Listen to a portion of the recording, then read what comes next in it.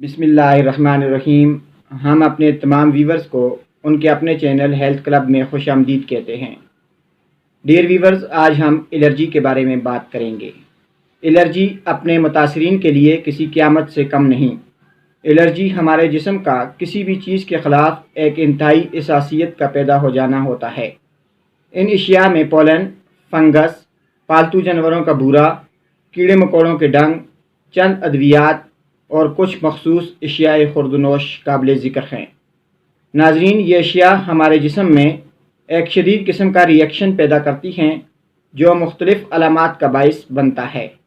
ये मुदाफ़ियाती रिएक्शन जिस्म में दाखिल होने वाले एलर्जन के ख़िलाफ़ एक एंटीबॉडीज़, जिसे IgE कहते हैं, के बनने से शुरू होता है, जिसके नतीजे में एलर्जी की मुख्तलिफ़ अलामात पैदा होती हैं।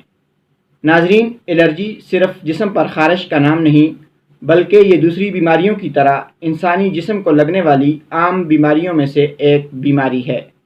डियर व्यूवर्स, इसे यूँ भी समझा जा सकता है कि ख़ारजी मादों की तरफ से हमला किए जाने के बाद क़ुव्वत मुदाफ़ियत के रद्द अमल का नाम एलर्जी है। खुराक से एलर्जी, पोलन एलर्जी, अद्वियात से एलर्जी, मौसमी एलर्जी, स्किन एलर्जी पाकिस्तान में बहुत आम हैं। डियर व्यूवर्स, एलर्जी का मुस्तकिल कोई हल नहीं, मगर एहतियाती तदाबीर अख्तियार करने से इसकी शिद्दत से बचा जा सकता है। वैक्सीन भी एलर्जी के लिए मुयस्सर है।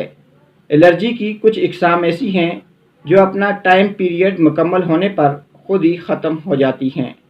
डियर व्यूवर्स, इसी के साथ हम अपनी आज की वीडियो का अख्ताम करते हैं। अगर आपने अभी तक हमारे YouTube चैनल हेल्थ क्लब को सब्सक्राइब नहीं किया तो बराए मेहरबानी हमारे चैनल को सब्सक्राइब, हमारी वीडियो को लाइक, शेयर और कमेंट बॉक्स में अपनी राय ज़रूर दीजिए। अल्लाह हाफ़िज़।